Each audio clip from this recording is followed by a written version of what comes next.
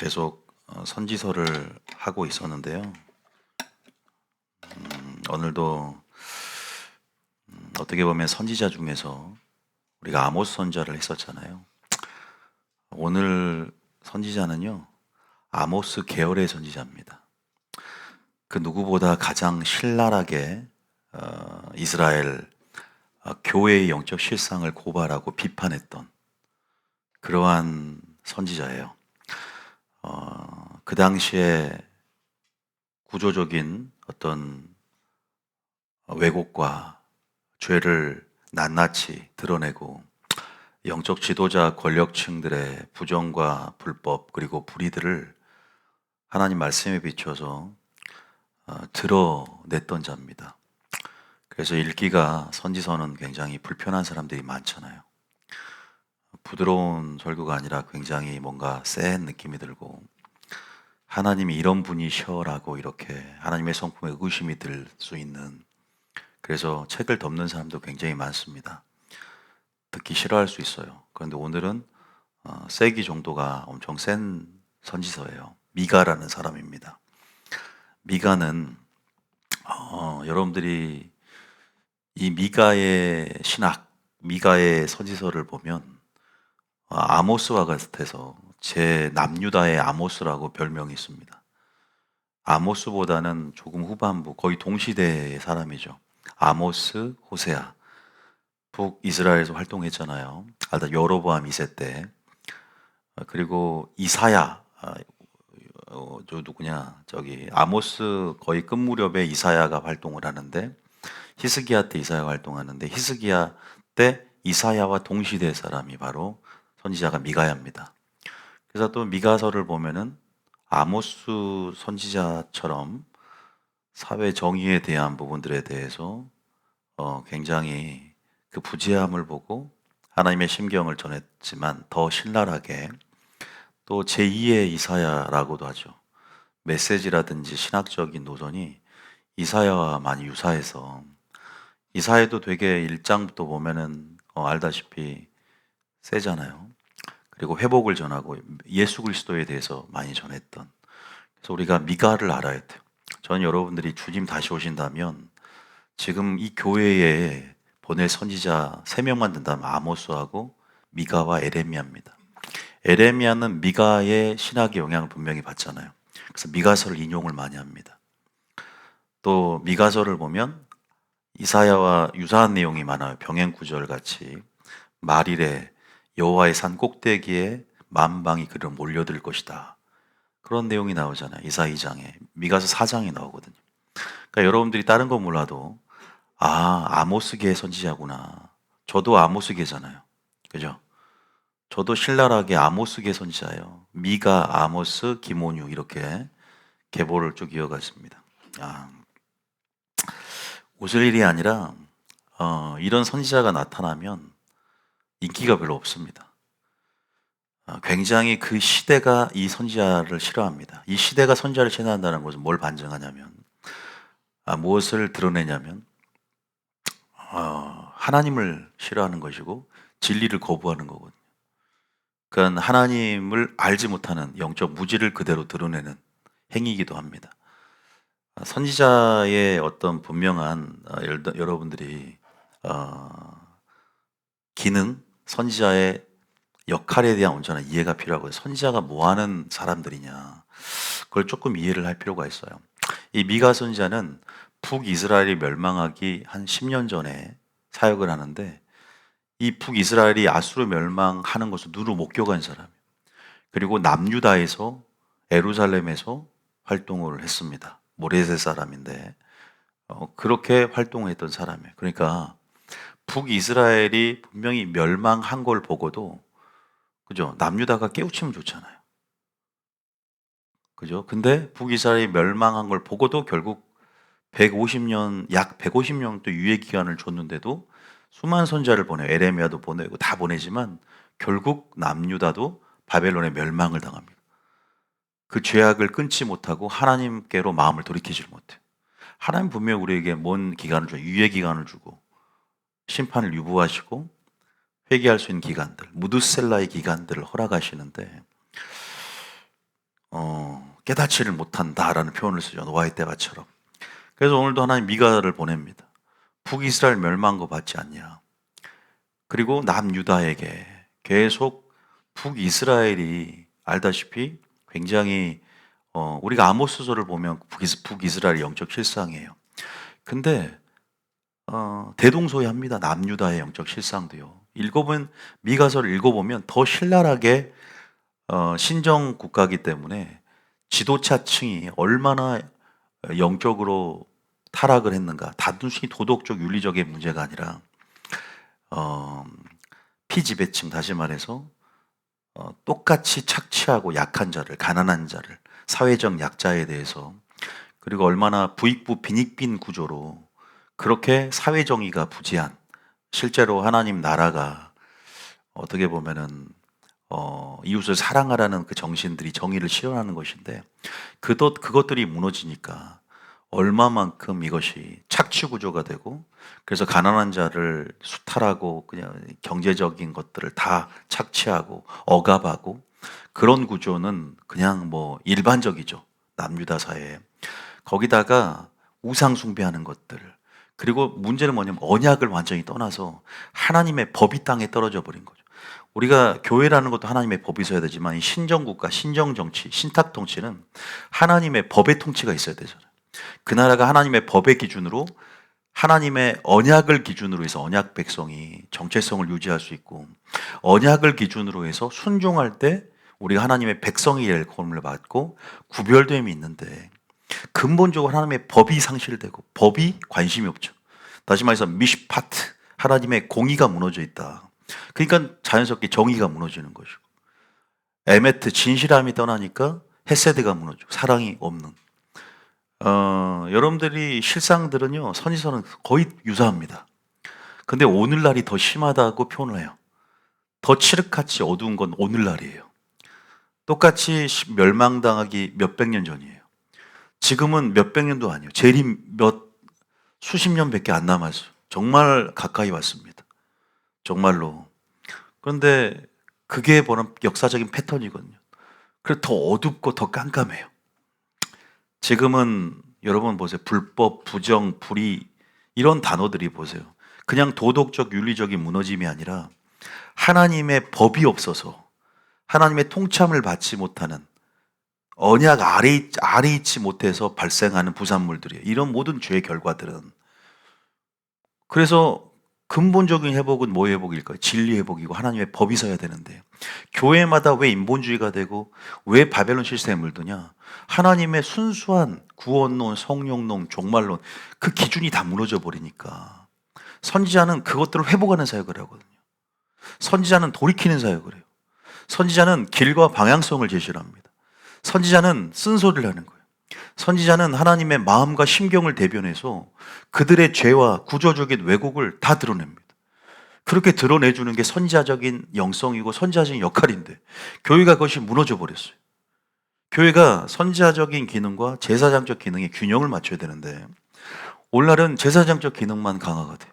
목양하고 돌보고 치유하고 그냥 백성들을 하나님께로 데려가는 역할을 하는 게 제사장적 기능이고, 선지자 역할은 하나님 말씀을 백성들에게 가져가는 역할이거든요. 그런데 말씀을 위로 받아서 전략적, 예언적으로 선포하고 하나님 말씀을 가져가는 역할이 아니라 그냥 말 그대로 너무 기능적으로 목양적인 측면에만 치우쳐 있는, 그래서 전략적이지 못하고 예언적이지 못하고 시대를 따라서 주시는 하나님의 마음을, 때를 따라 돕는 은혜를, 때를 따라 돕는 양식들을 주지 못해요. 분명한 선지자적인 영성들을 소유해서 양들이 하나님 마음을 읽고 더 친밀함 들어오고 하나님의 얼굴을 읽을 수 있도록, 지금 이 시대를 향해서 그런 심경들과 마음을 대변할 수 있는 뜻들을 선포해야 되는데,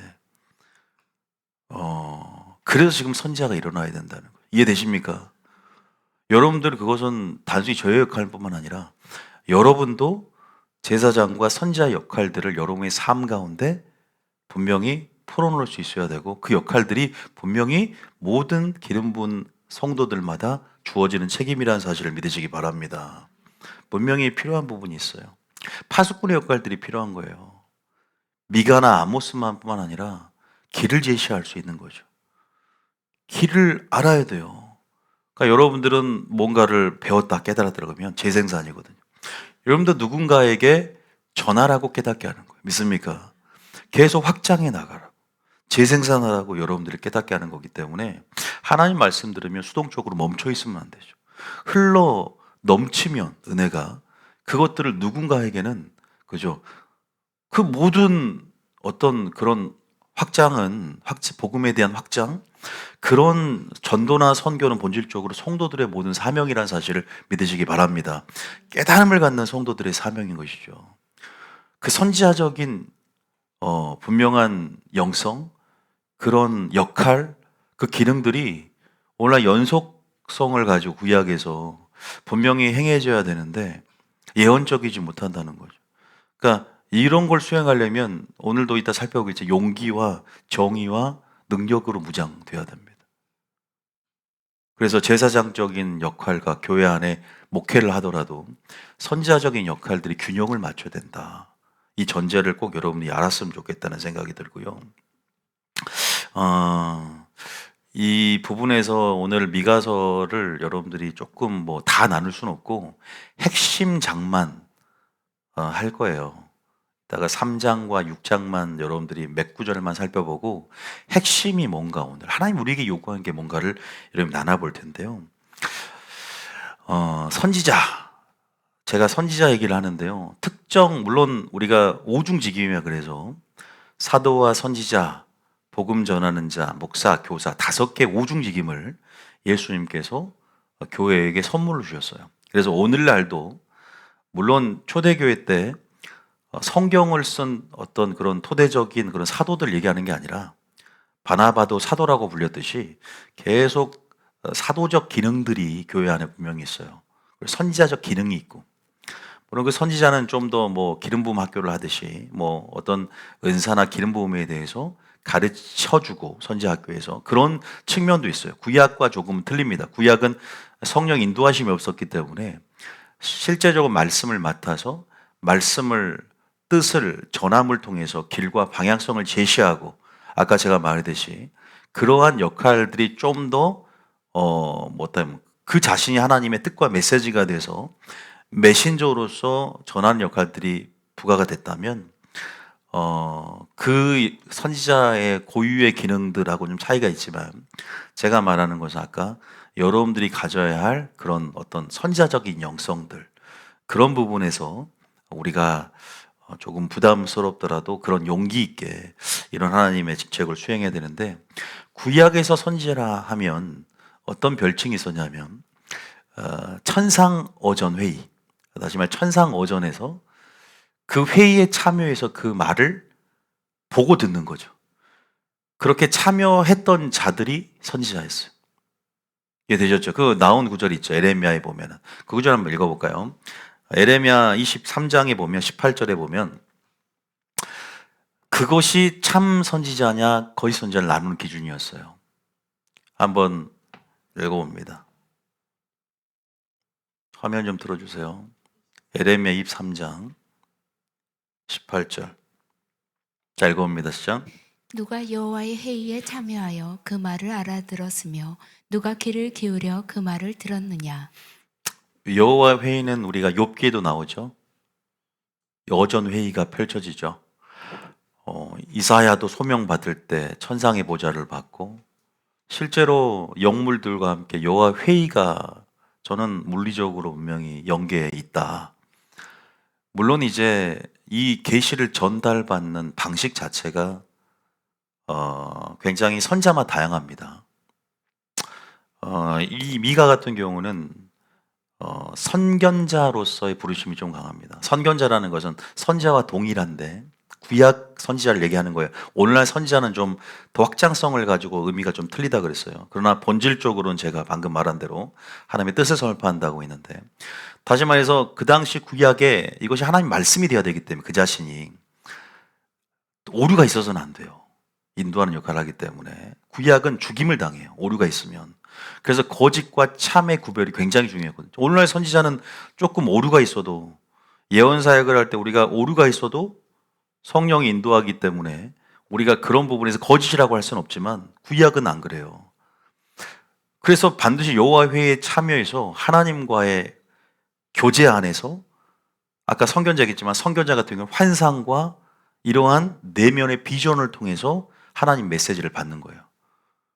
그래서 이 미 같은 경우는 어떤 문벌과 학벌도 별로 없고 선지자 학교와 이해관계가 없어요, 전혀. 농민 출신이에요, 그냥. 그러나 영성은 깊었기 때문에 하나님과 어떤 환상과 내면의 비전을 통해서 하나님과의 친밀함 속에 계시를 받죠. 실제적으로 영계 안에서 여호와 회의에 참여했던, 그러니까 참 선지자를 전부 다 여호와에 참여를 했기 때문에 그게 공신력을 가져요. 여호와 회의에 참여했냐 참여했지 않느냐. 뭔지 아시겠죠? 이것은 선지자만 다 나온 얘기예요. 여기만 나온 게 아니라 아모스도 나오고 다 나와요. 에레미야 나온 게 아니라. 그래서 누가 귀를 기울여 그 말을 들었냐. 그래서 우리는 로의 호재라 그래요, 이걸요. 선견자. 선지자는 나바 그래요. 나비 이렇게 얘기하고. 그러니까 저도 다윗과 같이 조금 내성적이고 오랫동안 사색적이고 이런 사람들이 좀 선견자적 기질이 있죠. 내면의 비전을 받고 환상을 보면서 그 메시지를 또 그렇게도 하죠. 그래서 18절에는 그러지만 22절에 보면은 거짓 선지자들은 어떻게 돼요? 22절에 시죠? 그들이 만일 나의 회의에 참여하였더라면 내 백성에게 내 말을 들려서 그들을 악한 길과 악한 행위에서 돌이키게 하였으리라. 회의에 참여했다는 것은 좀 더 영적인 어떤 의미는 친밀함의 존 아시죠? 제가 하나님을 깊이 그죠? 교제하는 가운데 계시가 전달받아지고 하나님의 뜻이 전달되죠. 그 당시 선지자들에게.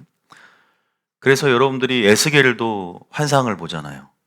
에스겔을 써는 알다시피 바벨론 70년의 유수생활 동안에 2차 포로 끌려온 에스겔에게 묵시가 주어진 거란 말이에요.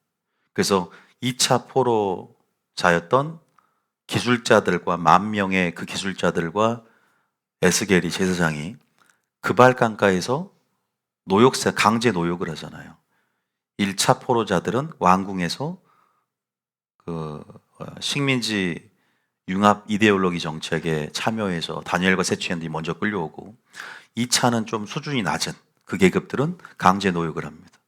그래서 에스겔서의 전부 끝까지의 내용이 70년의 유수생활 동안에 너희들이 왜 이렇게 70년이 끌려온 줄 아냐. 너희들에 대한 죄악의 결과고 그 다음 그러나 내가 너가 회복을 주겠다는 것이 에스겔서 내용이에요. 새성전의 조감도를 보여주면서 그래서 알다시피 에스겔도 그러한 제사장 직분이었지만 하나님의 어떤 선견자적 어떤 물론 제사장이지만 그는 신분 자체가 제사장이면서 선지자적. 에레미야도 그래요. 에레미야도 제사장이지만 선견자적인 자질들이 있어요. 그 안에 직임이. 그래서 그런 부분들이 있는 거예요. 선지자들은. 그래서 말이 1%도 틀리면 안 돼요. 오류가 있으면 안 돼요. 하나님을 대변하기 때문에 선지자의 액션이라든가 얼굴에는 그 메시지에는 하나님의 얼굴이 나타나거든. 오늘날 강단에서 전해지는 말씀도 하나님의 성품이 드러나야 되고 오류가 있어서는 안 되고 하나님의 성품이 왜곡돼 버리고 하나님의 뜻이 와전되면 그러면 길이 어긋나 버리고 구원에 심각한 위협을 줄 수 있고 그럼 그것 자체가 소경을 만들고 그것 자체가 우리를 위협하는 거예요. 믿습니까? 그러니까 저도 하나님의 회의에 참여를 했어요. 깊은 하나님과 관계 속에서 그 친밀함을 경험하고 제가 친밀함에 준 와이파이 얘기를 한 적이 있어요. 그림 그릴 때. 그 음성을 들으면서 누구보다 중보기도자고 누구보다 말씀 안에서 성품을 경험하고 익숙하고 그래서 성경에서는 신약에서 연구해라. 진리의 말씀을 옳게 분별해라. 연구해라. 목회자의 어떻게 보면은 사명이기도 하죠. 좀 부르심이 주특기가 더 클 수 있지만 목양이라든가 치유라든가 있을 수 있지만요. 건전하고 건강한 목회는 선지자적과 제사장적 기능들이 균형을 맞춰야 되고 특히 마지막 때 주님께서 파수꾼의 어떤 부르심, 또 마지막 때 노아의 때 같을 때는요, 선지자적 외침이 반드시 있어야 돼, 교회마다. 믿습니까? 그럴 수밖에 없어요. 노아의 때 하나님이 홍수 심판 때 누구를 보냈는지를 봐야 돼요. 어떤 부류, 노아의 노아, 에녹. 지금 봐보세요. 심판이 가까이 오는데 지금 어떤 메시지가 주 메시지가 돼야 되는가. 그런 부분에서 선지서가 열어져야 됩니다. 믿습니까? 그래서 미가도 그러한 천상 어전에 참여해서 그 말을 보고 듣는 것이죠. 그리고 친밀함 속에서 그 말들을 숙성시키고 준비하고 파송해서 나가는 거죠. 그래서 지금 알다시피 여기 나오지만 여기만 나온 게 아모스 3장 7절 한번 봐볼까요? 아모스 3장 7절. 똑같은 내용이에요. 천상어전에서. 아모스도 마찬가지. 읽어봅니다. 시죠. 주 여호와께서는 자기의 비밀을 그 종 선지자들에게 보이지 아니하시고는 결코 행하심이 없으시리라. 그죠? 자기의 비밀을 먼저 선지자들에게 보입니다. 자기의 비밀을 어디서? 아까 천상의 어전에서 비밀을 드러내시는 거거든요. 마치 요한에게 천상의 보좌를 펼쳐주셔서 천상의 보좌를 보게 한 것처럼 막 이렇게 영이 분리돼서 이렇게 그런 차원들은 좀, 방식이 틀리니까, 계시 전달 방식이 다 틀리니까, 각자의 부르심을 따라서 또 하나님의 주권에 따라서 어쨌든 그런 계시들이, 비밀들이, 감춰진 만나들이, 그래서 저는 전략이로, 예언적인 전략이다 그러잖아요. 예언적인 전략이 위로부터 다운로드 되는 것들을 실시간으로 공급받아야 된다. 아니, 성경에서도 때를 따라 양식을 주는 자, 그렇게 지혜롭고 충성된 자라 그러죠. 믿습니까? 그러니까 목회자가 게으르면 어제 거둬들인 만나, 이미 벌레가 낀 것들을, 묵은 쌀을 그냥 성도들이 먹으라 그러면 건강하지 않을 수 있잖아요. 그래서 항상 그러한 책임감이 부여야 되는 거죠. 목회자나 선자적인 영성을 가진 자들. 저도 아까 아모스 기회라고 그랬잖아요. 이 메시지의 내용을 봐도 한국 교회의 어떤 구조적 왜곡과, 그죠? 어떤 죄를 고발하고 실상을 드러내는 거죠.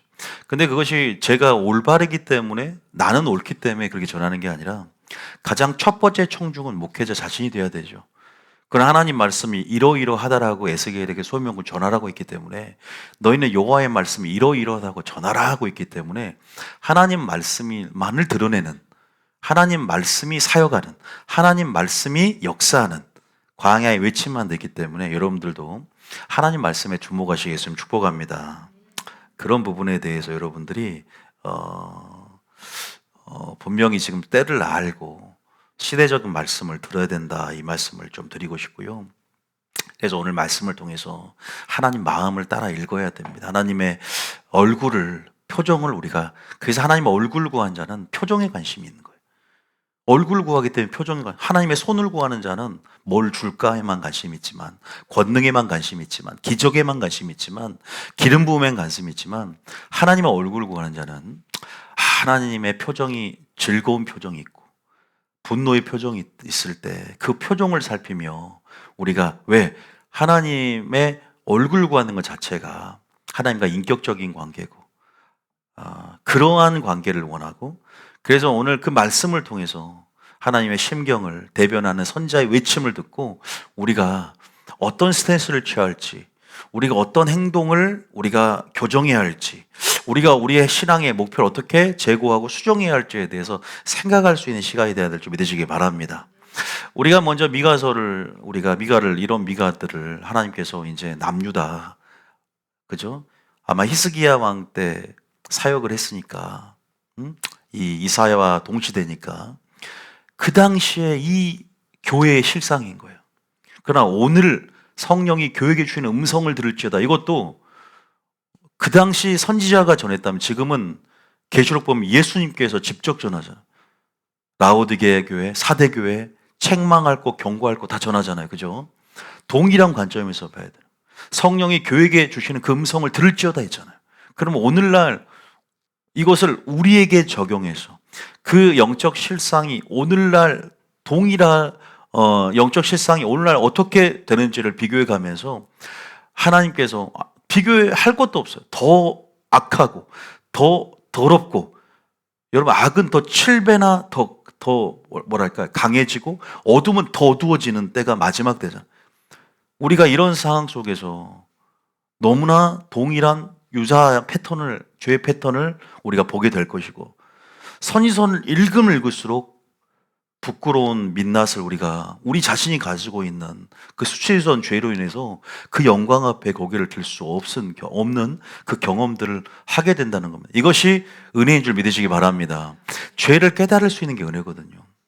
말씀을 들렸을 때 회개할 수 있는 게 은혜인 줄 믿으시기 바랍니다. 선지서를 보내는 목적이 회개하라 하잖아요. 천국이 가까이 왔다, 회개하라. 이것이 세례요한의 메시지, 이것이 예수의 메시지뿐 아니라 오늘날 그 당시 선지자의 메시지고 오늘날 저의 메시지고, 이것이 하나님이 여러분들에게 원하는 메시지다. 할렐루야. 그래서 그 영광의 빛을, 그 말씀을 드러내시는 거죠. 근데 그 당시 문제는 뭐냐면요, 그 당시 다 영적으로, 제가 아모스도 보세요. 똑같아요, 내용이. 영적인 착각에 빠져 있는 거예요. 그릇된 인식, 잘못된 죄에 대한 하나님의 관점이 있는 거죠. 다 어떤 사상으로, 선민 사상으로 점철되어 있고, 또 하나는 뭐예요? 성전 신앙으로 착각에 빠져 있는 거예요. 항상 바리새인 때도 그랬어요. 우리는 심판을 당하지 않는다. 여호와의 날이 우리에겐 빛이 어둠이 아니다. 그런데 선지자들이 까발리기를, 야, 착각하지 마라. 여호와의 날이 너에겐 어둠이 될 것이다. 너희를 먼저 심판할 것이다. 교회는 심판을 당하지 않는다. 왜? 성전 신앙, 에레미야도 그랬어요. 성전에 예배하러 들어간 자들에게 여호와의 성전이라 하는 거짓말을 믿지 말라고. 너희의 길과 행위를 바르게 하라고. 우리는 구원을 잃지 않을 것이다. 우리는 하나님의 택한 백성이다. 우리는 신의 산에서 하나님과 계약을 맺은 백성이다. 우리는 그 선민 사상에 빠져서, 그죠? 우리는 교회만 다닌다. 이 교회는 하나님의 눈이 있고 하나님의 마음이 있다라고, 우리가 솔로몬 성전 때 하나님께서 그렇게 솔로몬에게 약속을 주셨거든요. 이 교회, 이 성전에 들어와서 기도한 자들 기도를 듣겠다. 사마 7장의 근거에서 그 솔로몬, 그 성전 신앙, 다윗 언약을 붙잡고 그들이 이 남유다 보면 어떻게 됐습니까?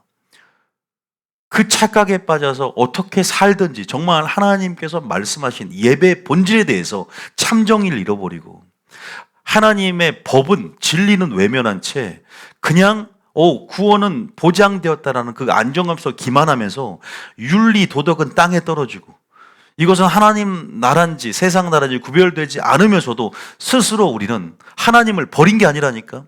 예배는 어떤 예배보다 성대하게 절기를 지키고, 예배는 화려해지고, 예배의 수도 많아지고, 그렇게 종교적인 행위, 이 뭐랄까 위선과 형식만 가득해진 그 당시, 그러니까 자신의 그런 어떤 종교 활동을, 그죠? 수와 양으로 대체하고 종교 행위로 대체하면서 구원을 보장받으려는, 그래서 속죄 은총만을 구하는, 회개도 하네요. 무조건 속죄 은총만을 구하면서 하나님께 기대는 거죠. 그러니까 차라리 하나님을 배반하고 하나님을 떠나면 몰라요. 정말 머뭇머뭇하는 거죠. 바알이 하나님 그를 택하라고 했잖아요. 바알도 택하고 하나님도 택하는 거예요. 차라리 하나님을 떠나면 몰라. 근데 누구보다 예배를 잘 드리거든. 사대교회처럼, 라우디게교처럼. 근데 주님이 죽은 교회, 이 미지근한 교회라고 책망하면서 토하여 내치겠다 그랬잖아요. 역겹다, 가증스럽다, 이런 표현들에 대해서 한국교회 이제는 주님의 음성을 들어야 되지 않겠습니까? 이제는 회개해야 되지 않을까요? 근데 듣고 싶은 설교만 듣고 싶은 거죠. 바라는 목회자상 가운데 목회자 인격만을 요구하고, 그리고 메시지에 관심이 없어요. 내가 원하는 교회상, 교회가 이래야지, 교회가 따뜻해야지. 뭐가 따뜻한데요? 인본주의적인 발상인 거죠. 교회가 따뜻하고 교회가 사랑이 많고, 이것을 순전 자기 기준대로 생각을 하는 거예요. 나한테 잘해주면 그냥 뭔가 베풀고 자선사업을 많이 하면, 이게 아니잖아요. 공의가 분명히 드러나야 되고 정의가 분명히 드러나야 되고, 사랑이 균형을 맞추면서, 일곱 교회 주시는 편지를 봐보란 말이에요. 사랑이 많아졌던 두아디라를 보세요. 이세벨 한 사람을 왜 너희가 용납했느냐? 그 한 사람 때문에 전부 세속적이 됐는데도 사랑으로 품어주잖아요. 그러니까 주님이 노한 거예요. 왜 그를 쫓아내지 않았고, 왜 그를 책망하지 않았냐? 우리가 이런 하나님의 심경 읽어야 되는데 너무 자기 기준에 옳은 대로 이것이 바로 선자를 보낼 수밖에 없는 주님의 심경이 아닌가. 지금 천상어전에서 어떤 회의가 벌어지고 있고 그 계시가 저에게 어떻게 들어온 줄 아세요? 미가서나 아모스하고 똑같아요. 이걸 한국교회가 전부 다 들으면 좋겠죠. 지금 그렇게 역사하지 않아요. 주님이 인류에 한꺼번에 이른비를 부었나요? 마가의 120명에게만 부어줬어요. 그리고 시작됐어요. 12제자에게 먼저 그것도 세 제자에게 비밀을 맡기고 그렇게 점진적인 프로세스가 진행됐어요. 하나님 방식은 누비전 교회, 이게 중요한 말씀이라도요, 여러분에게 시작된 것은 이렇게 퍼져나가기를 원하세요. 믿습니까? 같이 있는 하나님의 음성을, 지금 하나님이 말씀한 실시간 음성을 들을 수 있는 귀가 있어야 될 줄 믿으시기 바랍니다. 저는 확신하거든요. 주님이 지금 주고 계시고 주님이 이것을 기뻐하시고 주님이 전하기를 원하세요. 이게 나비 효과처럼 전 세계에 언젠가는 퍼져나가고 타고 가는 거예요. 믿습니까? 그래서 지금 이 외침이 하나님의 나중에는 그 심판하실 때 정당성을 확보하는 근거가 됩니다. 나는 이미 말씀을 전하라고 줬기 때문에 내가 나중에 심판할 때 나는 정당하다는 거죠. 여러분들은 지금 이렇게 하나님께서 지금 이 교회 가운데 진노하고 계시구나. 진노라는 것은 회개하기를 원한다는 겁니다. 믿습니까? 진노에서 쓸어버리겠다가 아니라 기다리고 계신다는 것을 역설적으로 드러내는 것이고, 영적 실상을 분명히 보라는 거죠. 제가 한번 영원한 구원이다라는 그런 가문이설에 속아서 사탕발림과 같은 교리 가운데 우리가 너무 기만하고 방종한다, 이것이 마귀의 작전이라고 했어요. 똑같잖아요. 구약도 선민사상, 성전사상, 성전에만 있으면, 내가 선민이기 때문에 교회만 다니면 나는 구원의 안정감이 있다, 나는 선자가 와도 난 하나님이 사랑하시기 때문에 예배, 종교 열심적인 신앙생활 열심히 하기 때문에 나는 버림받지 않는다고 똑같잖아요. 지금 그게 지금 미가서의 아모스랑 똑같이 드러나 있다고요. 두렵고 떨림이 없다는 거예요. 경외감이 없어요. 우상 숭배를 해도, 이것이 정의가 부재해도, 왜 정의가 부재한지, 하나님 말씀이 없으니까, 순수한 하나님의 진리가 없으니까, 기준이 잘못되어 있으니까. 적어도 저같이 미가보다 못한 사람이, 아모스보다 못한 사람이 적어도 성경이 이러이더라고 기준을 말할 때 다시 한번 기준을 회복하겠다라는 그러한 여러분 동기부여가 돼야 된다. 믿습니까? 그건 여러분이 선택할 일이지만 안타까운 거예요. 여러분들 진정한 위로라는 것은 애통해야 됩니다. 할렐루야. 애통하는 자는 복이 있나니 위로를 받을 것이다. 애통하는 심령이 없이 어떻게 위로만 받으려고 그래. 목사님, 그런 설교 말고 좀 위로받을 수 있는 설교를 하고 싶은데요, 애통하면 위로가 옵니다. 할렐루야. 우리가 듣고 싶은 설교가 있을 겁니다. 그러나 지금 하나님의 마음을 들어야 돼요. 이 시대를 향한 하나님의 심경을 들어. 지금 때가 가까이 왔고 지구는 이제 곧 멸망할 겁니다. 근데 우리가 소망을 어디에 둘 것이냐? 새하늘과 새 땅에 두지 않으면 후회할 것이고, 전쟁의 시대가 열어줘도 귀를 열지 않습니다. 보질 못합니다. 전쟁의 시대가 열리고 우리나라도 전쟁의 소용돌이에 빠져들 것인데, 핵전쟁이 일어날 것인데, 그래도 우리가 관심이 없어요. 설마가 사람 잡는 거죠. 노아의 방주 때 설마 홍수가 날까? 비가 내리기까지 그들이 깨닫지 못하니라. 오죽했으면 롯의 처가 뒤돌아봤고 롯의 사위는 그 말씀을 농담으로 여긴지라. 소돔과 고모라 때 농담으로 여긴다는 거예요. 말세에 조롱한 자들이 생겨나서 심판이 어딨냐, 주의 임하심이 어딨냐, 세상 끝날 징조가 보이는데 우린 지금 무엇하고 있느냐. 하나님께서 이 교회만이라도 깨어나기를 원하고, 영적으로 졸며 자는 신부들이 다시 한번 거룩한 신부로 회복되어 간다는 사실 믿으시기 바랍니다. 제가 여러분들에게 그래서 3장만이라도 6장만이라도 미가서를 좀 읽으면 좋겠다라는 얘기를 했었는데요, 잠깐 한번 읽어봅시다. 참 읽어만 봐도 미가서, 아모스는 뭐 여러분들이 집에서 틈틈이 읽으니까 1절 한번 읽어볼까요? 1절에 3장은요 교회들에게 미가가 외치는 거예요. 3장 1절 읽어봅니다. 시작. 내가 또 이르노니 야곱의 우두머리들과 이스라엘 족속의 총치자들아 들으라. 정의를 아는 것이 너희의 본분이 아니냐. 주님의 음성이죠. 정의를 아는 것이 영적 지도자들, 목사들에게 한 얘기예요. 어떻게 보면요. 성도들도 들어야 같이 들어야죠. 정의를 아는 것이 너희의 본분이 아니냐. 정의가 뭡니까? 정의를 모르니까. 정의라는 것은 공의와 교조적으로 쓰이는 미시파트 최짜다카라는 원어를 갖고 있어요. 이 정의와 공의는요, 공의라는 것은 하나님의 법이죠. 그 어원대로 말하자면 심판, 그죠? 판결, 법정 코트에서 어떻게 보면은 더 어원으로 들어가면 에메트라고 하나님의 진리입니다. 진리가 역사 속에 구현되어지는 것. 이것이 미시파트 째다카예요. 다시 말해서 진리, 하나님의 법, 이러한 개념에서 공의의 개념을 설명할 수 있는데, 다시 말해서 그들이 이 공의를 바탕으로 한 이웃사랑을 실천하지 않는다는 거죠. 공의를 바탕으로 말씀을 실천하지 않는 거예요. 그러니까 하나님의 법이 무너졌으니까 마음대로 행한다는 거. 근데 제가 문제는 뭐냐면 교회를 누구보다 열심히 다닌다는 거예요. 절기가 누구보다 성대하고 누구보다 예배 수도 많고 예배가 다채롭고 화려하다는 거예요. 아모스와 똑같아요. 종교적인 형식과 명맥은 유지하고 있어요. 오히려 종교 생활로 주님의 속죄 은총을 바라면서 더 종교 행위로 자신의 어떤 구원에 대해서 이것이 보장하는 어떤 수단이라고 생각하고 더 하나님께 열심을 내고 있다는 거. 이게 문제 아닙니까? 사대교회, 라우드교회를 꼭 생각하라는 거예요. 이렇게 여러분들 누군가 얘기해 줄 수 있어야 돼요. 하나님과 재물을 겸하여 섬기고 있다는 거예요. 하나님을 버린 게 아니에요. 하나님을 망령되게 일컫는 게 아니에요. 하나님을 멸시하는 게 아니에요. 근데 하나님 멸시하고 있다. 근데 스스로 제가 언제 주님을 멸시했습니까? 이러고 있는 거죠. 착각이에요. 심판대 앞에는 다 드러날 거예요. 이것이 뭐라고 하면 우리는 뭐라고 표현하면 영적 무지라고 하는 거죠. 길을 잃어버린 거예요. 근데 길을 잃어버리지 않았다고 생각하는 거예요. 자기의 길을 택했기 때문에 이 길이 맞을 거라고 생각하는 거예요. 사망의 길인데 생명의 길일 거라고 생각하는 거예요. 이해되셨죠? 이게 선지서 전체입니다. 이 관점으로 선지서를 읽어보세요. 똑같아요. 오늘날 영적 실상, 이게 7교회예요. 공의, 사랑 다 무너져 있잖아요. 첫사랑도 잃어버렸고 발람의 교훈과 이세벨의 영, 니골라당의 교훈을 용납해버렸잖아요. 교회가 쑥대밭인 거죠. 그래서 3장 1절에 정의를 아는 것이 너희의 본분이 아니냐.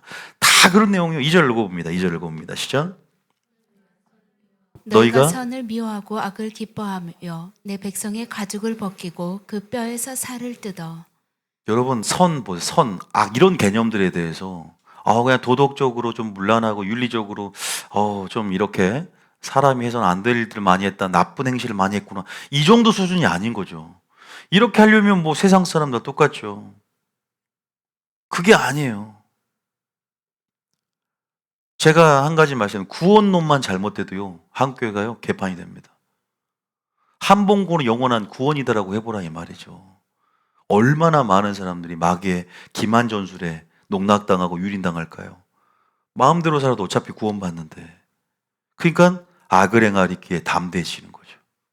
죄를 행할 때 철면피가 되고 양심이 화인 맞게 되는 거예요. 그잖아요. 우리가 죄책감이라는 게 있을 수 있는데. 그래서 여기서 보면은 물론 이제 백성들의 영적 지도자 권력층들이 피지배층들의 어떤 그런 하나님의 사랑을 실천하지 못하니까 전부 착취하고 압제하는 장면들이에요. 그 내용들이 너무 신랄해요. 그러니까 오늘날 유튜버라면 굉장히 센 유튜버야. 막 과감 없이 제사장도 아니고 선지자도 아니에요. 그러니까 어떻게 보면은 그런 선지자 출신이 아니에요. 미가는요. 농민이야, 농민. 그러니까 농사를 짓던 가난한 농민, 무명의 선지자.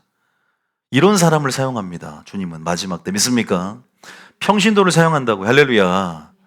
왜 그렇게 외칠 만한 선지자 제사장이 없어요. 지금 다 타락해서 부패해서 우상 숭배하고 있고 주님이 선한 일에 예비될 그릇이 없는 거예요. 결점이 아예 없을 수는 없겠죠. 하나님이 저를 사용한 것도 제가 결점이 아예 없어서 중심을 보시고 쓰기 때문에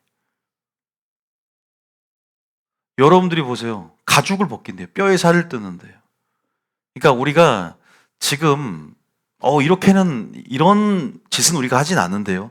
그런 관점에서 보지 말고 제가 말한 것들에 대해서 나는 어떤 죄를 회개해야 될까? 주님이 요구하는 게 뭘까를 제가 말씀을 드릴 거예요. 자, 일단 쭉 보면 자, 5절 읽어봅니다. 5절에 제가 다 읽을 수 없, 시간이 없기 때문에 5절만 읽읍시죠. 내 백성을 유혹하는 선지자들은 이에 물을 것이 있으면 평강을 외치나 그 입에 무엇을 채워주지 아니하는 자에게는 전쟁을 준비하는도다. 이런 선지자에 대하여 여호와께서 이르시되 5절은 굉장히 유명한 구절이죠. 5절 보면은 백성을 유혹하는 선지자, 아까 회의에 참여를 하지 않았던 선지자겠죠. 오전 회의에 평강을 외칩니다. 그러니까 경제적 이익이 착복이라 그러죠, 우리가. 경제적 이익이 있으면, 뇌물을 주면 평강을 외친대요. 입에 무엇을 주지 않으면 자기 기분에 따라서 전쟁을 준비하는도다. 그러니까 하나님 말씀 이러이러다가 아니라 자기의 뜻에, 자신의 뜻에 맞게끔 권력 구조 가운데 어떻게 보면 부패를 적나라하게 드러내고 있죠.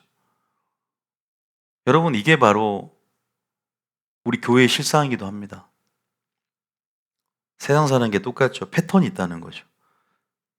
자, 그래서 이런 거짓 선지와 틀리게 나는 8절에 주님께서 제가 첫 번째로 저는 오늘 두 구절만 할 거예요. 미가서 3장 8절하고 미가서 6장 8절만 할 건데요.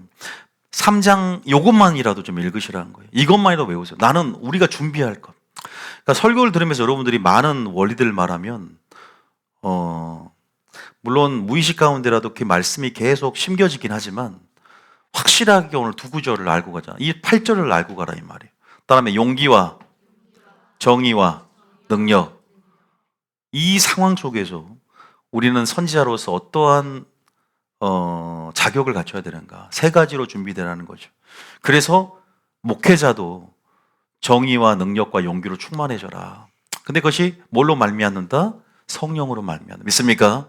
그리고 야곱의 허물과 이스라엘 죄라는 것은 야곱이라는 것은 이스라엘 전체 교회를 얘기하는 거예요.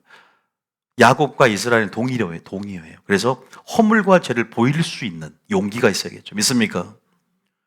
제가 적어놨는데 권능, 그죠? 능력이죠. 정의는 뭐예요? 성품이죠. 다시 말해서 하나님의 진리를 알고 진리 속에 주님의 성품을 깨달아야 돼. 하나님 나라의 성품, 하나님 나라의 기초는 공의와 정의죠. 보좌의 기초라고 있죠. 시편에 보면. 그래서 여러분들이 이 용기를 발현하려면, 담대함이려면 적어도 여러분들이 이 하나님 나라의 영광의 실제 두 가지 측면이잖아요. 열매와 권능처럼 하나님의 권능과 성품으로 온전히 무장이 돼야만 여러분들이 용기를 발현되어진다. 믿습니까? 이런 전신갑주를 입고 우리가 나가야지 불을 토할 수 있는 것이에요. 우리가 용기가 있어야지. 골리앗을 이길 수 있는 용기, 골리앗을 승리할 수 있는 용기, 왕의 진미와 포도주를 먹지 않고 담대하게 뜻을 정할 수 있는 모든 것도 용기는, 그 발현되어진 용기는요, 하나님을 아는 것으로 무장하는 것이고 성령의 기름 부음으로 무장하는 거예요. 믿습니까? 성령 임함 권능을 받고 복음의 증인되라 그랬잖아요. 성령이 먼저 권능을 입고 하나님 아는 것으로 무장하라 이 말이에요. 그 말은 믿습니까? 그래서 능력과 정의가 있어야 되는 거예요. 그 결과로 용기로 충만해져야 된다. 할렐루야. 지금 한국교회에 필요한 거예요. 이것이 메신저가 가져야 할 태도입니다. 여러분이 지금 이 세 가지를 용기 있게, 루터보다 더 뛰어난 종교 개혁의 선구자라는 루터보다 더 뛰어난 자들이 더 루터 이전에 많이 썼어요. 에라스무스부터 시작해서. 그런데 왜 루터만 떴는 줄 아세요? 용기가 있었기 때문에 그래요. 95개조 반박문을, 그죠? 그 성당에 걸면서 그 구조적인 모순과 그 구조적인 왜곡에 대항해서 하나님의 뜻을 오직 믿음이라는 슬로건을 내세우고 대항하잖아요. 하도 그 당시 연옥설 행위구원이 워낙 그런 상황 속에 필요한 건 오직 믿음이라는 슬로건이었겠죠. 근데 우리가 이거 잘못 차용돼서 행함이 필요 없다라고 지금 잘못되게 호도하고 있는데, 어쨌든 여기서 우리는 그 용기가 있어야 되구나. 용기 있는 자만이 미인을 얻습니다. 믿습니까? 마지막 때 골리앗을 이길 것은, 그 용기는 내가 용기를 내야 되겠다라는 어떤 의분과 어떤 깡다구가 아니라 능력과 정의로 무장해야만 한다. 그것은 하나님 나라의 실체, 영광의 실체고 권능, 성령이 기름 부음과 하나님을 아는 것이다. 할렐루야. 정의가 뭐냐? 정의는 같은 말이 뭐라고요? 공의입니다. 또 공의의 같은 말이 뭐예요? 정의입니다. 공의와 정의는 분명히 원어는 틀리지만 교호적으로 쓰이는 거예요. 서로 이렇게 상호 교호적으로 우리가 쓸 수 있다, 이렇게 말씀드릴 수 있고요.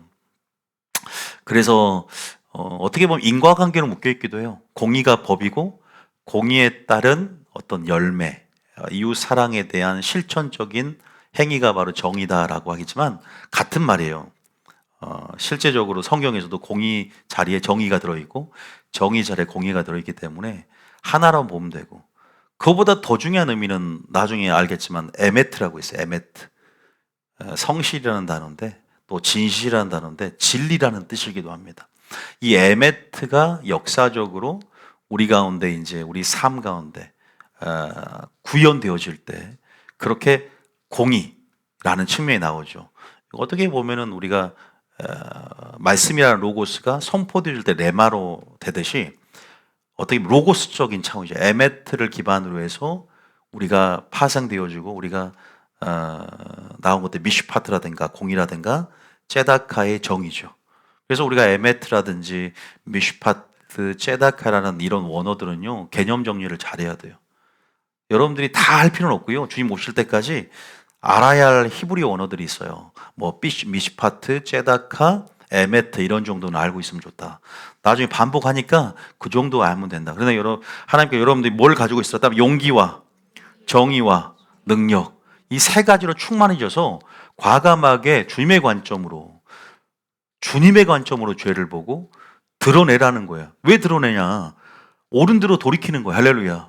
또 하나님의 길을 제시하고 방향을 제시해서 결국 그들이 하나님이 원하시는 유토피아로, 하나님 원하는 푸른 초장과 실만한 물가로 인도하는 역할을 했기 때문에 여러분이 많은 사람을 온대로 인도하는 자가 된다. 믿습니까? 목회자뿐 아니라 여러분이 깨닫는 목적보다 재생산이다. 할렐루야. 복음의 증인되는 것이다. 믿습니까? 그럼 수동적으로 있으면 안 되죠. 여러분 가족에게 전하고 지인에게 전하고. 그런데 멈춰 있으면 그것도 직무유기죠. 강권하여 내 집을 채우라고 했잖아요. 주인에게 종이 이르되 강권하여 내 집을 채우라. 너희는 분부한 것들을 가르쳐 지키게 하라. 주님께서 분명히 그런 부분, 물론 때를 기다리며 지혜롭게 기도하면서, 그러나 우리는 씨를 심어야 되는 역할들에 있어서는 우리 모두가 공통적으로 하나님께서 부과되는 책임인 것이죠. 왜? 깨달았기 때문에. 할렐루야. 나만 구원받는 게 아니라 우리가 많은 사람들에게 어떻게 보면은 주님의 복음을 전하라고 받은 것이고 주라고 받은 것이다. 믿습니까? 이런 것들을 모르면요, 우리가 우리의 창조에 대한 분명한 구원에 대한 목적을 이해하지 못하는 겁니다.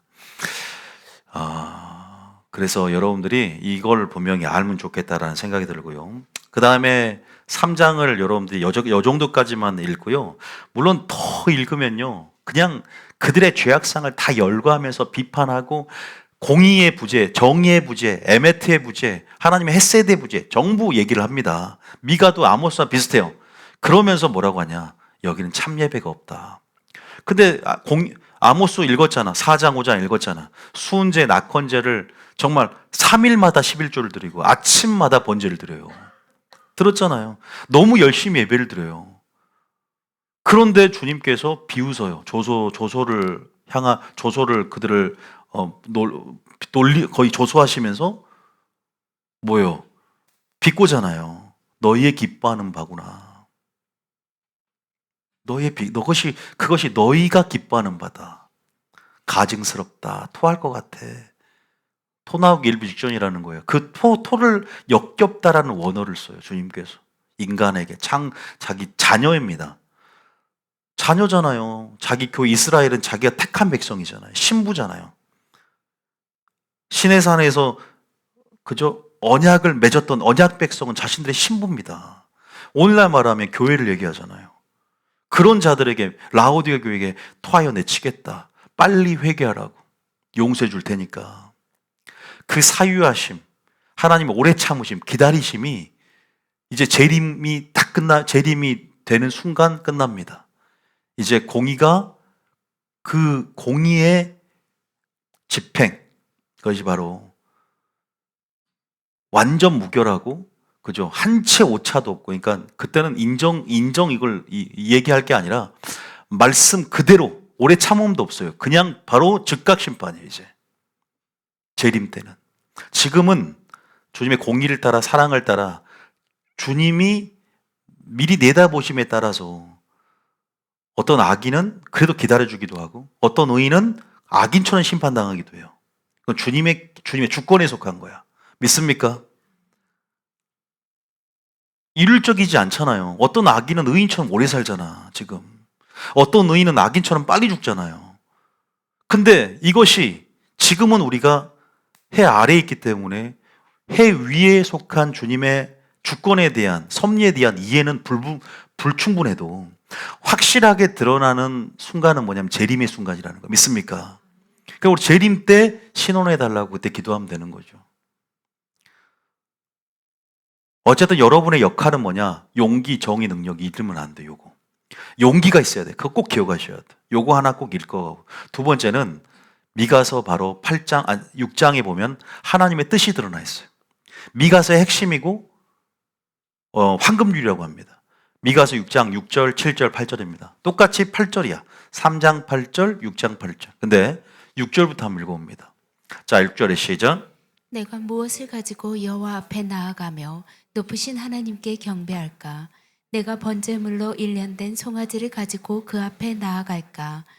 여호와께서 천천의 순양이나 만만의 강물 같은 기름을 기뻐하실까? 내 허물을 위하여 내 마다들을, 내 영혼의 죄로 말미암아 내 몸에 열매를 드릴까? 6절 다시 한번 읽어볼게요. 6절. 여러분들이 지금 보면 이 원래 미가서는 1장부터 쭉 읽으면서 흐름을 타야 되는데 이미 5장, 6장까지 하나님의 의에 대한 변론을 미가가 했어요. 그러니까 쭉 이제 어떤 서사, 출애굽 서사를 쭉 얘기하면서 언약 백성으로서 하나님 어떻게 독수리 날개 업어서 너를 보호했고 하나님의 의에 대한 부분들, 그런 부분들을 충분히 설명을 하고 이들이 회개를 하는 장면이에요. 회개를 하는데 호세아에 말하는 것처럼 회개를 못해, 제대로. 그러니까 회개를 하는 것은 어떤 기준이 명확해야 되거든요. 그 기준으로 돌아가는 거거든요. 믿습니까?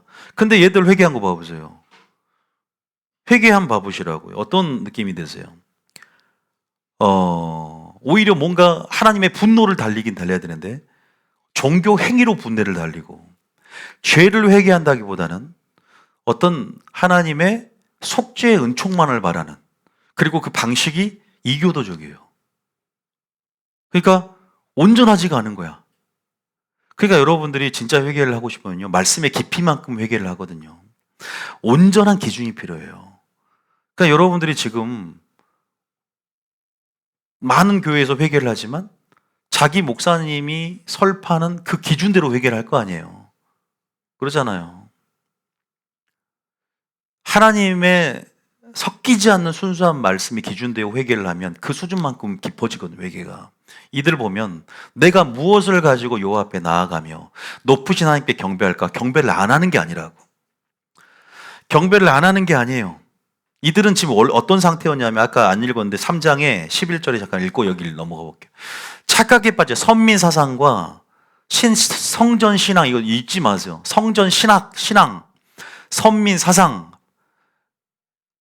이거 놓치면 안 돼. 교회만 다니면 된다. 나는 하나님 택한 백성 버림받지 않는다고 똑같은 이론이에요. 신학이고. 자, 11절 읽어봅니다. 일단 읽어보고 얘기할게요. 시작. 그들의 우두머리들은 뇌물을 위하여 재판하며 그들의 제사장은 삭슬 위하여 교훈하며 그들의 선지자는 돈을 위하여 점치면서도 여호와를 의뢰하여 이르기를 여호와께서 우리 중에 계시지 아니하냐, 재앙이 우리에게 임하지 아니하리라 하는도다. 여호와께서 우리 중에 계시지 않냐, 나 선민 아니냐. 교회 다니면 성전 하나님의 마음 있고 이름 있고 뜻이 있는데 솔로몬 성전 때 봉헌식 때 기도했을 때 하나님의 응답이 있지 않느냐. 다윗 언약이 우리에게 있는데 지금 신명기 언약을 끄집어내야 할 판에 다윗 언약을 끄집어내고 있어요. 신명기 사관은 뭐예요? 불순종은 저주를 받는다. 근데 이 신명기 사관을 다윗 언약으로 덮어버린 거예요. 그게 뭐예요? 메시아 사상, 메시아 언약을 붙잡고 다윗 신앙, 다윗 언약만 붙잡고 있는 거예요. 그 전제가 신명기 사관인데 재앙이 우리에게 임하지 않는데요. 불순종하면 재앙이 임하잖아요. 믿습니까? 불순종은 버림받는 거예요. 근데 착각에 빠져있죠. 선지자를 보내는 거예요. 말씀을 보내요. 착각하지 마라. 나는 교회부터 먼저 심판한다.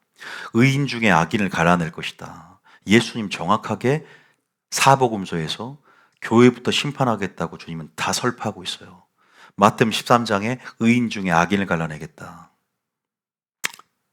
베드로 전서에도 마찬가지고 베드로도 교회 안에 교회부터 심판이 있다라고 말하잖아요.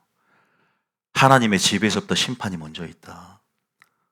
10처 중에 5처녀는 어리석은 처녀였고 문이 닫혀버렸어요.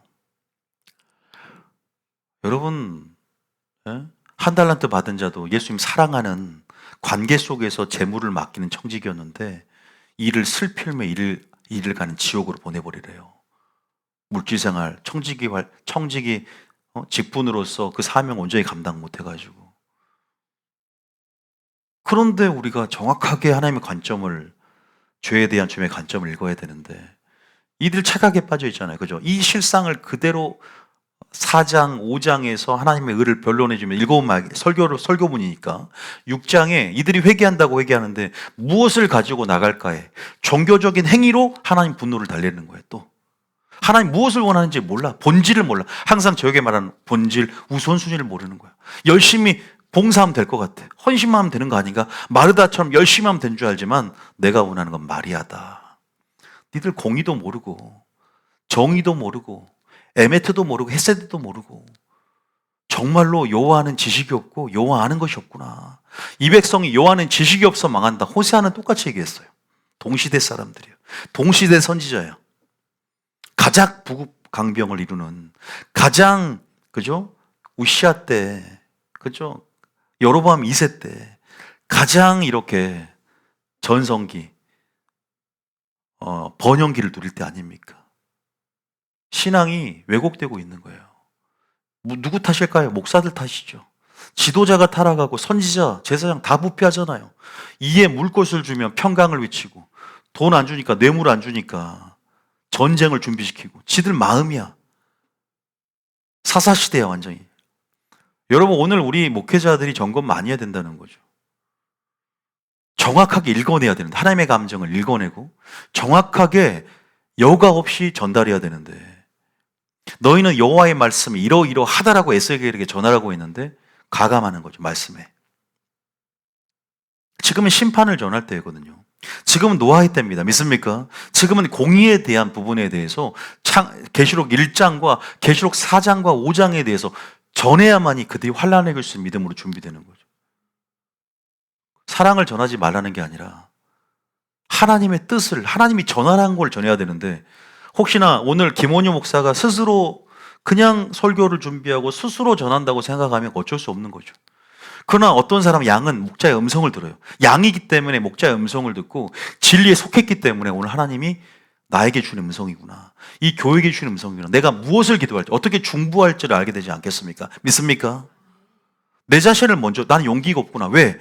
능력과 기도 생활을 통해서 또 하나님의 권능을 받고 내가 하나님의 정의, 하나님의 성품으로 전신갑주 입어야만이 진짜 담대함, 용기가 발현되어 주구나. 이걸로 하나님이 죄를 드러내고 이것들로 주님의 관점으로 이 세상, 홍수를 내릴 수밖에 없는 이 세상을 보기 원하구나. 할렐루야. 그거 없이 내 잣대로 보면 안 된다는 거예요. 두 번째 아까 제가 미가서 6장 6절에 다시 한번 읽어보면 이 방식은 인본주의적이고 이 방식은 세속적이고 바벨론식이에요. 미가서 6장 6절에 그러니까 여러분들이 다시 한번 읽어봅니다. 시작. 내가 무엇을 가지고 여호와 앞에 나아가며 높으신 하나님께 경배할까? 내가 번제물로 1년 된 송아지를 가지고 그 앞에 나아갈까? 방법을 모르니까 최상급의 재물만 갖고 오는 거예요.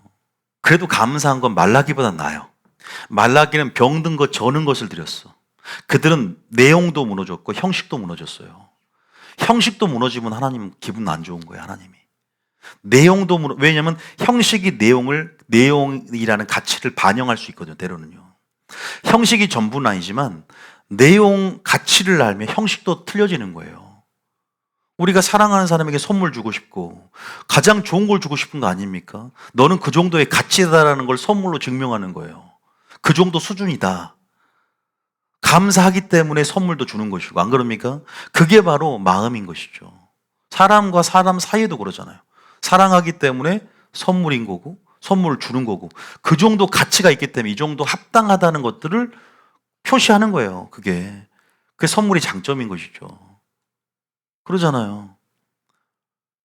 여기 보세요. 번제로 1년 내 송아지는 최상급이에요. 근데 주님이 그들이 서로 이렇게 얘기하는 거예요. 근데 잘못된 방식이죠. 근데 이게 안 좋다는 게 아니야. 박하 회양과 근처에 11조를 드리는 것이 잘못됐다는 게 아니라 뭐가 빠져있다? 본질이 빠져있다. 마음이 빠져있고 핵심이 빠져있다는 것을 이제 8절에 드러내거든요. 7절 봅니다. 시작. 여호와께서 천천의 순양이나 만만의 강물 같은 기름을 기뻐하실까? 기뻐할까요? 주님, 아니요. 그런다고 해서 나는 그냥 그러면 안 드려도 되겠다. 즐겁게 내지 않을 바에 안 드려도 되겠다. 이게 아니잖아요. 이것도 중요하지만 본질이 없는 상태에서는 이건 아무것도 아니, 껍데기 같은 거라는 거죠. 왜? 심은 대로 거두는 거예요. 많이 심는 자는 많이 거둔다고 했고, 주님을 사랑하기 때문에 이 정도의 수준의 최상급의 예물을 드릴 수 있는 거예요. 주님 기뻐하세요. 즐겁게 내고 본질이 있다면. 근데 이게 껍데기라는 거, 이게 다는 아니라는 거죠. 내 허물 위하여 오죽했으면 내 맏아들을, 이건 몰록이잖아요. 이교도들을 불에 태워서 자기 아들을 드리는 그 이교도의 풍습을 그대로 하나님이 기뻐할 줄 알고 드리겠다는 거예요. 이건 망령된 거예요. 그런데도 이게 회개인 줄 알고, 이것이 돌이키는 방식인 줄 알고, 목회자를 잘못 만나면 기준을 잘못 설정하면 이렇게 된다는 거예요. 영혼의 죄로 말미암아 내 몸의 열매를 기쁠까? 하나님 기뻐할까요? 기뻐하는 게 하나도 없어요. 그러니까 주님이 8절에 답을 줍니다. 자, 오늘 미가서 3장 8절과 미가서 6장 8절을 무조건 알아야 된다 그랬어요. 6장 8절 있습니다. 시작. 사람아, 주께서 선한 것이 무엇임을 내게 보이셨나니 여호와께서 내게 구하시는 것은 오직 정의를 행하며 인자를 사랑하며 겸손하게 내 하나님과 함께 행하는 것이 아니냐. 이게 핵심입니다. 예수님이 이 땅에 오셔서요, 바리새인과의 대결 구도에서 무엇을 드러낸 줄 아세요? 바로 나는 제사를 원하는 것이 아니라 인자를 원하고 인애를 원하고 긍휼을 원한다. 제사보다 순종이 낫다 그러죠. 제사는요, 예배를 얘기하는 거예요. 여기서 보세요. 제사보다 뭘 원하냐? 정의를 행하며, ጼ다카 얘기했죠? 미슈파트. 아까 공의와 교우적으로 서로 바꿔 쓸 수 있다 그랬어요. 공의는 뭐예요? 하나님의 법이죠. 하나님 나라의 기초, 하나님 나라의 기초, 하나님의 성품의 기초가 공의와 정의라고. 일단 시편 84편 읽어드릴 거예요. 14절에. 정의를 행하며, 인자는 뭐? 헤세드예요. 인자라는 것은, 헤세드가 뭔지 아세요? 언약적 사랑. 헤세드는 무조건 연구해야 돼요. 헤세드의 전문가가 돼요. 하나님의 사랑의 본질은 헤세드예요. 믿습니까? 우리가 다른 말로 아가페 들어봤죠. 아가페는, 아가페하고 조금 거의 유사한데, 아가페는 신약 헬라어로 아가페고 히브리어로 헤세드, 비슷한데 그 사랑의 본질 속성 자체는 아가페인데, 이것을 이 바탕으로 해서 언약적 사랑이 헤세드예요. 다시 말해서 가장 깊은 것은, 그 속성은 아가페지만 가장 깊은 것은 헤세드예요. 믿습니까? 언약을 기반으로 하는 거예요. 무조건적이 아니라, 무조건적인 것 같으면서도 언약 관계 안에서의 언약을 맺었잖아요. 하나님과. 신의 산에서 예수님과. 언약이라는 건 말씀을 바탕으로, 하나님의 법을 바탕으로 한 언약 관계 안에서 우리를 설정하셔서 우리에게 베푸시는 그분의 신실하신 사랑을 얘기합니다. 할렐루야. 그 헤세드를 배워야 돼. 그래서 헤세드를 뭐하라? 사랑하라는 거야. 할렐루야. 헤세드를 사랑하라는 거예요.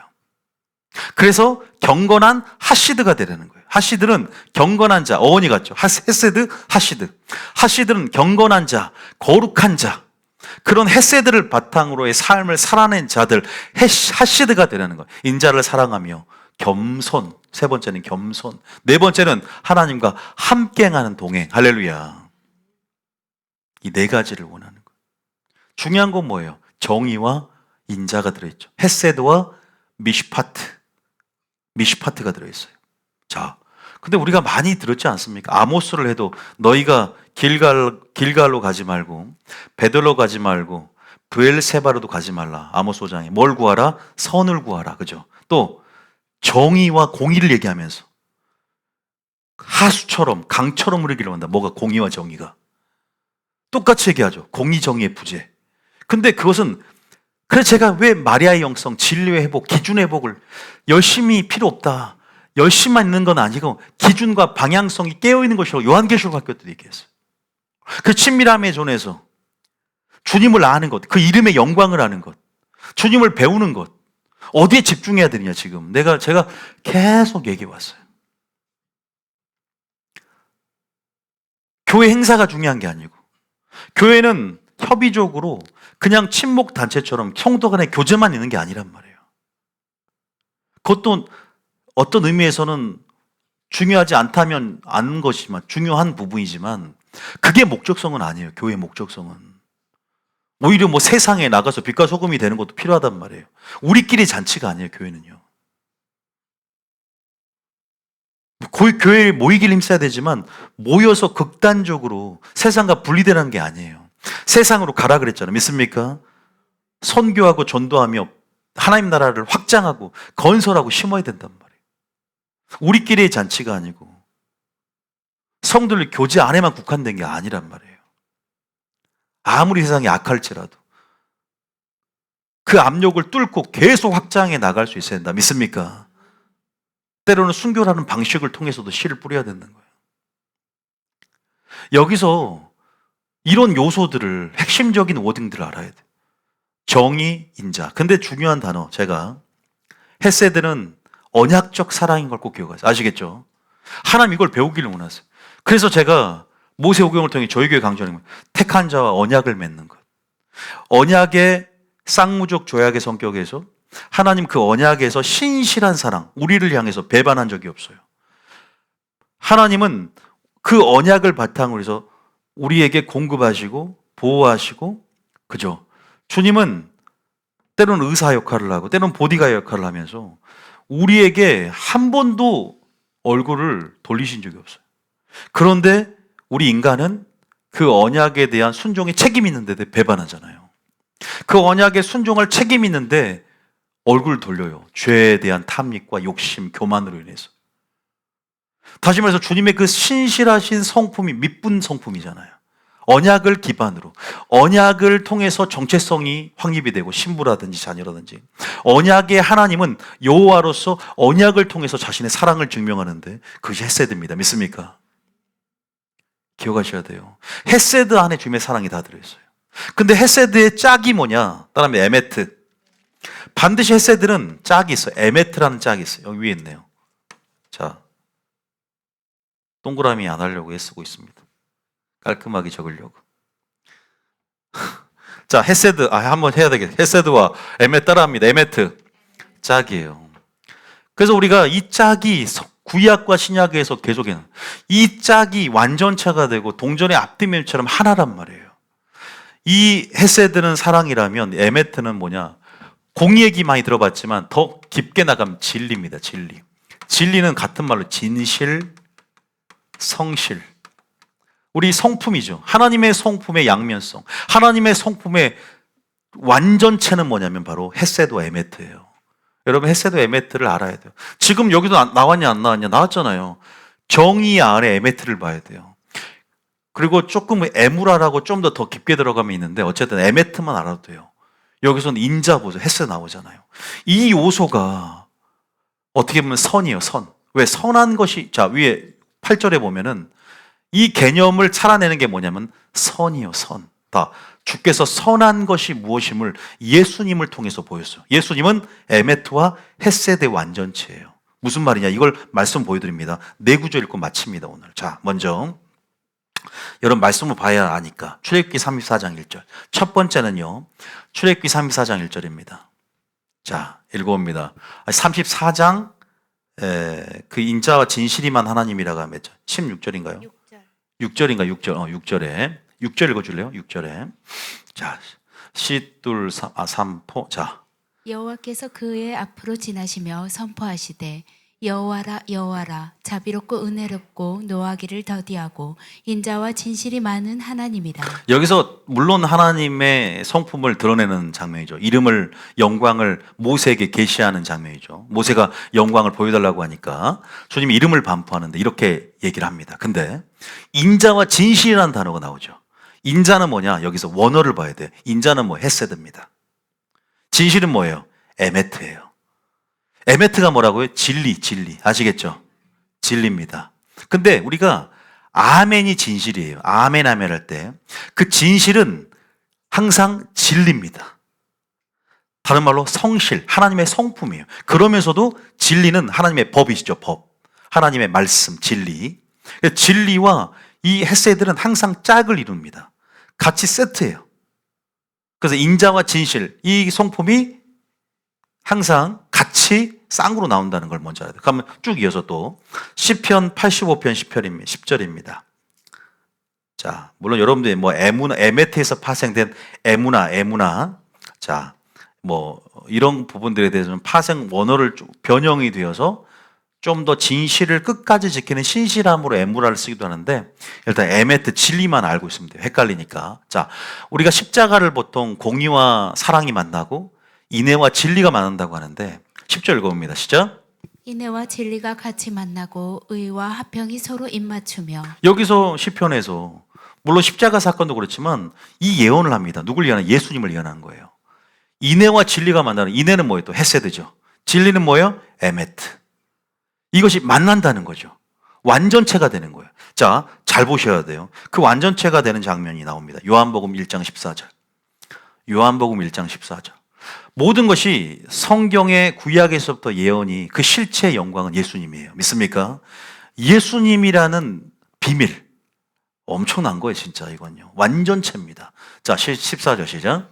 말씀이 육신이 되어 우리 가운데 거하심에 우리가 그의 영광을 보니 아버지의 독생자의 영광이요 은혜와 진리가 충만하더라. 은혜는 뭐죠? 헤세드. 진리는 에메트. 은혜와 진리가 충만한 거예요. 할렐루야. 그러니까 예수님의 삶을 통해서, 예수님이란 메신저와 메시지, 그 삶을 통해서 우리는 뭘 봐야 돼요? 예배자의 삶을 봐야 돼요. 믿습니까?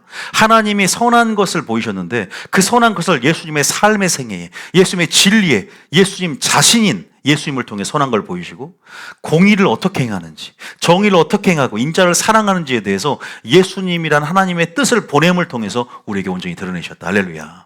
그래서 은혜와 진리가 충만한 예수님의 영광을 통해서, 이 말씀을 통해서 은혜와 진리가 우리 속에도 충만해야 되는 거예요. 할렐루야. 근데 우리는 은혜만 충만해서도 안 돼요. 진리와 함께 충만해야 돼. 믿습니까? 진리가 은혜와 충만해야 돼. 헤세드가. 그래서 언약을 알아야 되는 거예요. 언약적 사랑, 언약 안에서의 신실함, 그 언약의 내용, 또 그 자체 하나님의 말씀, 그리고 주님의 말씀 안에서의 진리는 좀 더 파생돼 성실, 진실 이런 단어들로, 성품의 단어들로 대체가 돼요. 그래서 다음에 진리, 진실, 성실, 이것들이 진리라는 개념이거든요. 또 우리가 하나님 말씀 진리 얘기하죠. 하나님 말씀은 진리입니다. 예수님은 길이요 진리입니다. 예수님은 하나님의 뜻입니다. 그러나 이 개념이 진리는 좀 더 공의와 정의 쪽에 이렇게 좀 측면으로 나누죠. 왜? 진리를 에메트를 바탕으로 해서 미시파트 체다카가 역사적으로 구현되어지거든요. 믿습니까? 어떻게 보면은 그런 부분이고, 은혜는 뭐예요? 헤세드, 아가페. 그래서 사랑과 공의, 이런 식으로 생각하면 될 것 같아요. 아시겠죠? 그래서 은혜와 진리가 충만한 예수님에서 완전체를 이룬다. 여러분, 우리가 이 부분에서 진짜 예배자가 뭔가 주님 지금도 우리에게 알려주기를 원하세요. 성령 시대에 수가성 여인을 통해서, 대화를 통해서 참 예배가 무엇이냐, 성령과 진리로 예배한다 그랬죠. 성령과 진리로, 신령과 진정으로, 성령과 진리로 예배한다. 하나님은 영이시니. 참으로 예배하는 게 뭐냐, 참된 예배가 뭐냐, 거룩한 산 제물이 되어서 하나님의 선하시고 온전하 기뻐한 뜻이 무엇인지를 분별하면서 뜻대로 행하는 삶인데, 그 하나님의 뜻이 뭐냐, 그 예배는요 분명히 구약에서 더 드러내고 있어요.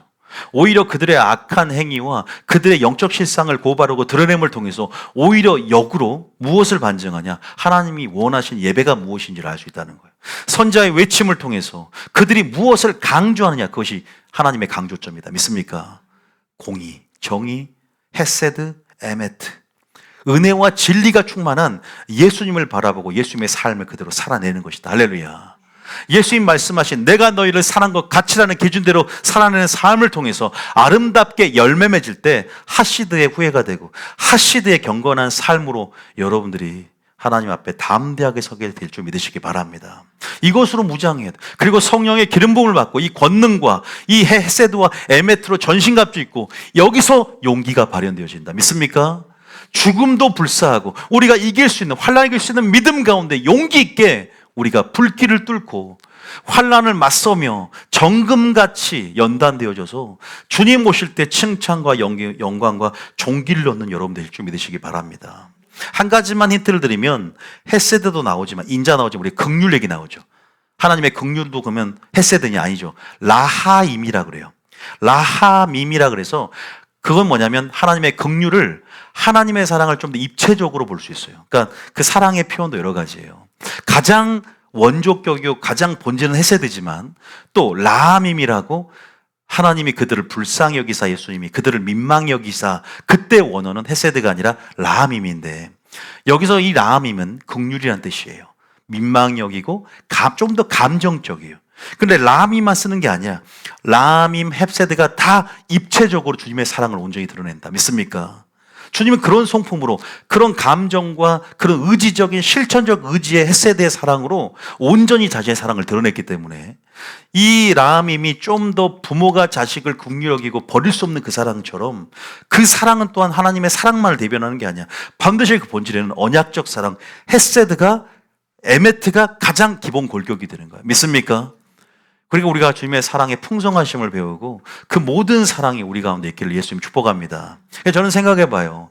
가장 중요한 건 하나님의 먼저 진리가 우리 속에 없다면, 하나님 정말 그 우리에게 먼저 제시한 특별 계신 이 성경 말씀 안에 주님의 성품이 갖춰져 있는데 여러분들이 듣는 경험을 통해서 하나님의 얼굴, 하나님의 감정을 읽고 또 그 사랑, 성령의 기름 부음 역사 안에서 하나님의 성품이 우리 속에 반영이 되어지고 뿌리를 내리며 온전해지고, 그러니까 여러분들이 말씀을 듣는 자리를 사모하시며 하나님을 아는 것을 온전히 무장하는 여러분 되실 줄 믿습니다.